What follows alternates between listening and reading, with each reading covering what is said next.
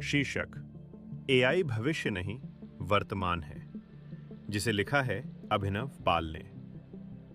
हमारा दिमाग कितना अनजान हो सकता है ना? सोचिए जरा, इंसानों ने एआई आर्टिफिशियल इंटेलिजेंस बनाया, रोजमर्रा में उसका इस्तेमाल भी करते हैं और फिर भी कहते हैं एआई तो भविष्य की चीज है। एक पल ठहरिए और सोचिए, जो चीज आज हमारे चारों ओर है वो भविष्य कैसे हो सकती है? अब वक्त आ गया है जागने का, ना कि कल बल्कि आज ही। ये हमारी या आपकी गलती नहीं है, ये एक आम गलतफहमी है जो हम सभी को प्रभावित करती है। कल आपने क्या किया? गूगल किया, यूट्यूब देखा, इंस्टाग्राम स्क्रॉल किया या सिरी/अलेक्सा से कुछ पूछा? तो आपने एआई का उपयोग किया है। चाहे आप माने या नहीं, एआई चुपचाप आपकी हर डिजिटल गतिविधि में साथ था। अगर आप सोचें मैंने एआई नहीं यूज किया, तो अपने आसपास नजर डालिए। आपके दोस्त, क्लासमेट्स और परिवार में से कोई ना कोई एआई का इस्तेमाल कर रहा है। कुछ आपसे आगे भी हो सकते हैं। एआई कहीं छुपा नहीं है, बस आपकी नजर उसे पहचान नहीं रही। मैं खुद इस लेख को बेहतर ढंग से प्रस्तुत करने के लिए एआई की मदद ले रहा हूं, व्याकरण सुधारने, स्पष्टता बढ़ाने और पाठकों के लिए इसे आकर्षक बनाने में। एआई वास्तव में सिर्फ एक टूल नहीं, बल्कि एक चुपचाप काम करने वाला साथी है।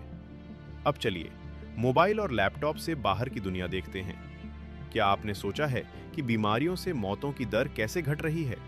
हाँ, बेहतर अस्पताल और इलाज की वजह से, लेकिन साथ में एआई की वजह से भी, जो दवाओं की खोज, बीमारी की पहचान और सर्जरी में काम आ रहा है। अब आप कह सकते हैं एआई तो अभी आया है, मेडिकल में इतना मदद कैसे कर सकता है? बिल्कुल सही सवाल। क्या आपने कभी सुपर कंप्यूटर या क्वांटम कंप्यूटर का नाम सुना है? ये हर घर में नहीं होते, क्योंकि ये इतने ताकतवर हैं कि इनका इस्तेमाल सिर्फ खास क्षेत्रों में होता है, जैसे चिकित्सा, जलवायु अध्ययन या रक्षा। एआई का भी यही हाल है। शिक्षा में पर्सनल लर्निंग, ऑटोमेटिक ग्रेडिंग, चिकित्सा में रेयर बीमारियों की पहचान, सर्जरी, स्मार्ट डिवाइसेस में voice assistant, smart control, social media में custom feeds, auto caption. YouTube में आपकी पसंद की वीडियो एआई से तय होती है, आपकी क्लिक, समय और रुचि देखकर। हर दिन आप एआई को सिखा रहे हैं, बिना ये जाने कि आप खुद उसके शिक्षक हैं। जब एआई इतना सक्रिय है, तो हम उसे आने वाला बहुत से लोग सोचते हैं। अगर एआई लिख देता है, मैथ्स सुलझा देता है, आर्ट बना देता है, तो हमें क्या सीखने की जरूरत? इसका जवाब है, दुनिया में कोई भी चीज परफेक्ट नहीं होती, एआई भी नहीं। एआई की कुछ सीमाएं हैं। सीमित मेमोरी, ये लंबे या व्यक्तिगत संवाद याद नहीं रखता। कोई अपनी सोच नहीं, जो सीखा है उसी को मिलाकर जवाब बनाता है। बड़ी समस्याओं पर कमजोर, जब तक आप अच्छे से निर्देश न दें। चेतना नहीं, इसे खुद नहीं पता कि यह कहां गलती कर रहा है। हर नया विचार पुराने विचारों का संयोजन होता है। एआई पुराने ज्ञान को मिलाता है, लेकिन निर्णय आप करते हैं।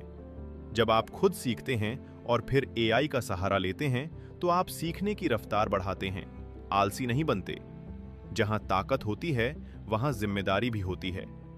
एआई के जरिए अब नकली आवाजें बनाई जा रही हैं, वीडियो में चेहरा बदलकर झूठ फैलाया जा रहा है, फेक जॉब ऑफर और स्कैम हो रहे हैं। इतिहास गवाह है, हर खोज का गलत उपयोग हो सकता है। डायनामाइट की खोज अल्फ्रेड नोबल ने पत्थर तोड़ने के लिए की थी, न कि युद्ध के लिए। फिर भी उसका दुरुपयोग हुआ। एआई के साथ भी यही हो सकता है, इसलिए हमें सतर्क रहना होगा। अपनी जानकारी और गोपनीयता सुरक्षित रखें। सीखने में एआई का इस्तेमाल करें, आलस्य में नहीं। हल खोजें, शॉर्टकट नहीं। ऐसी रचनात्मकता विकसित करें कि एआई कभी किसी के खिलाफ इस्तेमाल ना हो सके। एआई हमसे सीख रहा है, तो उसे ज्ञान, संवेदनशीलता और सच्चाई से भरिए। अगर आप ये पढ़ रहे हैं, तो समझिए ये आपकी चेतना का संकेत है। तो अभी से रोजाना एआई का उपयोग करें, बुनियादी बातें जरूर सीखें, मुफ्त के टूल का सही उपयोग करें, प्रयोग करें, लेकिन जमीनी सोच न खोएं, क्योंकि वो दिन आ सकता है जब इंसान को एआई से पीछे हटना पड़े। और उस दिन विजेता वही बनेगा जिसने मूल बातें समझी होंगी। मैंने खुद इस लेख को तैयार करने में एआई की मदद ली है, ताकि विचार स्पष्ट हों, भाषा प्रभावशाली हो और पाठकों तक सबसे अच्छा संदेश पहुंचाया जा सके। एआई को सीखने का माध्यम बनाइए, विकल्प